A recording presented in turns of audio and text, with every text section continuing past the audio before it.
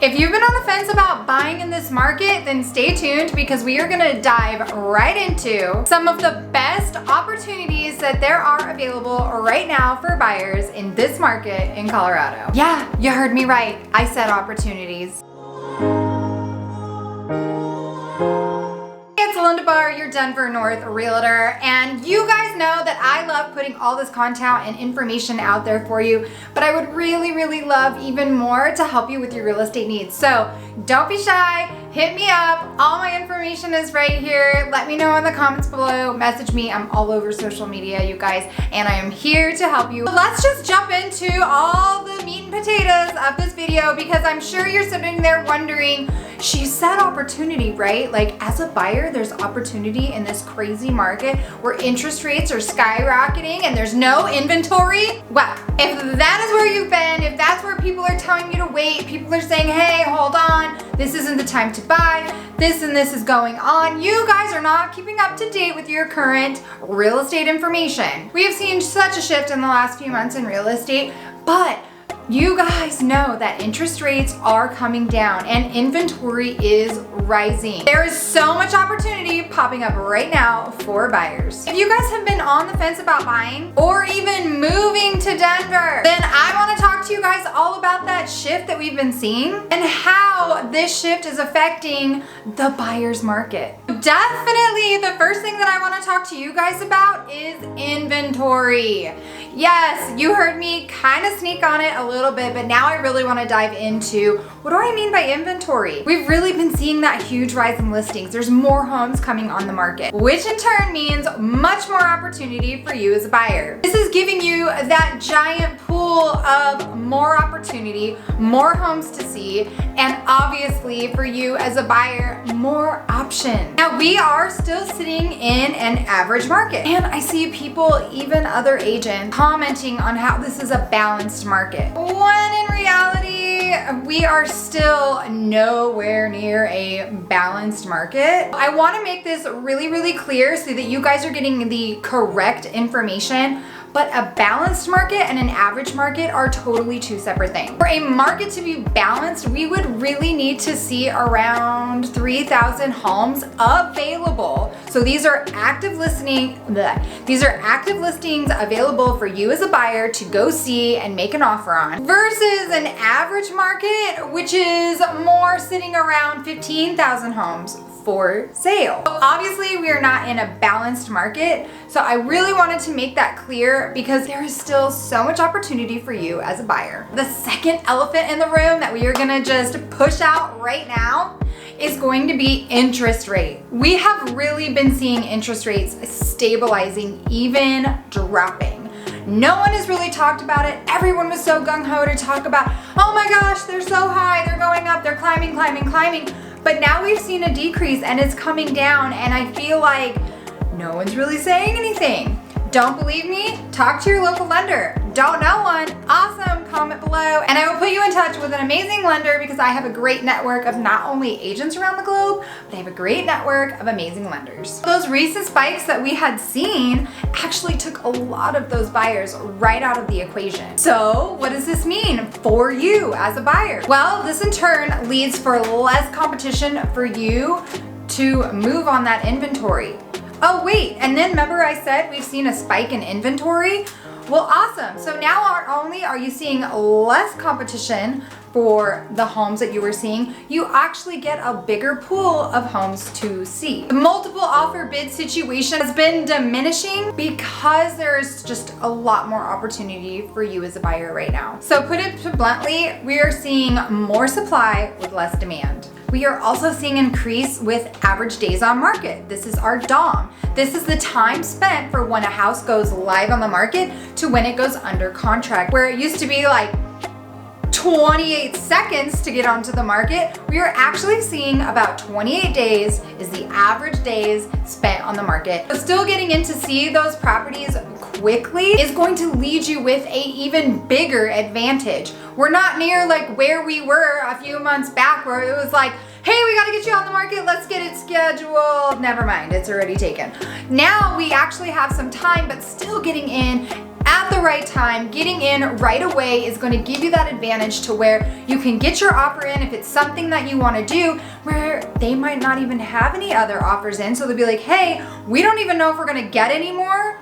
We'll go with yours. We are definitely seeing a lot of things stabilize right now, which in turn gives us a stronger economy within real estate. And this is also creating a much healthier market. This is where we want to be, you guys. We never really wanted to be that far out. Yeah, if you got in and you got it, great, you made well, but in turn, this is really where we want to be. We really want to have it so it's kind of give and take on both sides, so not just one party's winning and the other party is losing. We like to see where there's going to be a little bit of push and pull, there's going to be a little bit of negotiation, and that is when we are starting to see a great healthy market. And if you guys are talking about all this interest rate crap, it's like, okay, yeah, maybe a few months ago, yeah, you would have gone in at an amazing interest rate from what that time says, right? If you would have gone in a year and a half ago, you would have gone in at an amazing interest rate.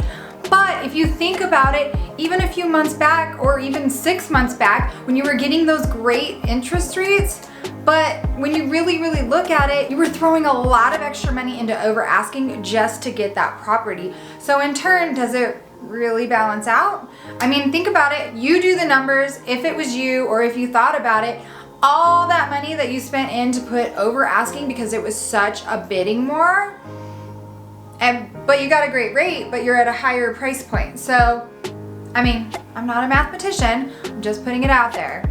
Think about it for a little bit. Even though interest rates are sitting where they are right now, a great thing to always remember, and what I hear from some of my great lenders and I hear from other agents who I work with, have a great philosophy for that, and it's you always want to marry the home and date the rate, because your rate is something that you can always refinance later. Okay guys, and the last thing that we are gonna touch base on today is new builds. Awesome thing, new builds are kind of come back to reality now, and they are really putting in a competitive effort to compete with all these new listings and homes that are coming on the market for sale. They really are in the mode to push their inventory so that they can continue to develop. With that, for you as a buyer, what does that mean? New builds are actually putting out their own new forms of concessions. They're giving great incentives, and guess what? There is inventory. There is one thing that I'm definitely going to talk to you guys about, because it's kind of going into the realm of buying and then obviously tailored with a new build.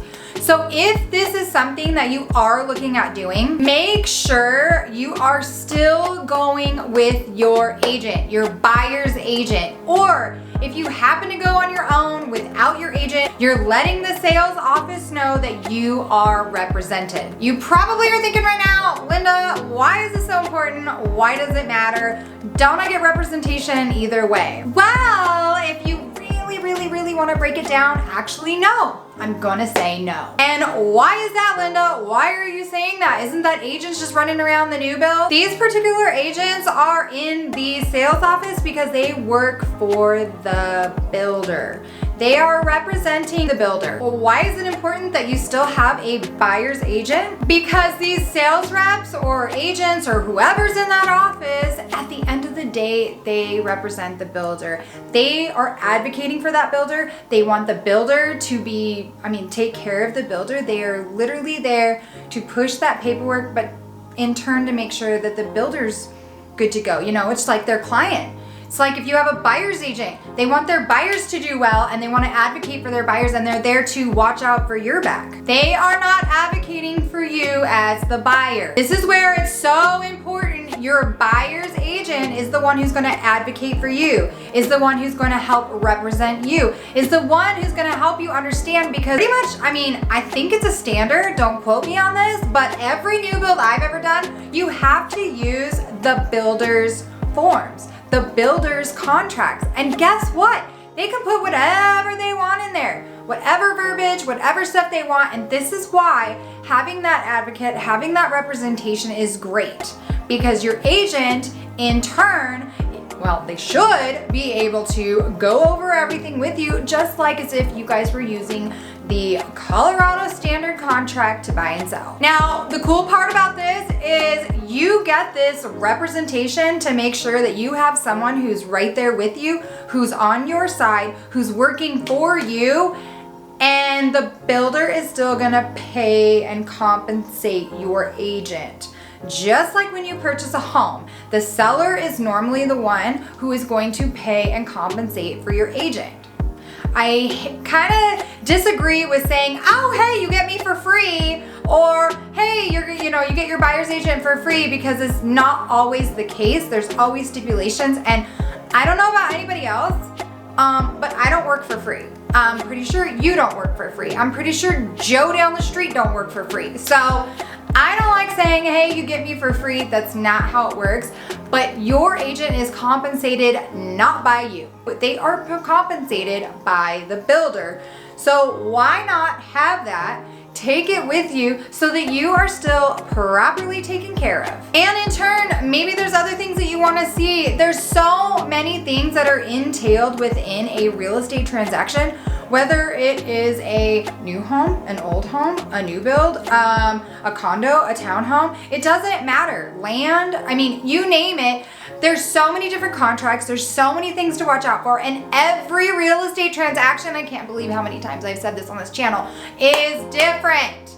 There has never been any transaction that's the same, because guess what? There's no piece of real estate that's all the same. And that is it for today's video. I hope you guys really saw all the opportunities that are for you as a buyer in this market in Colorado.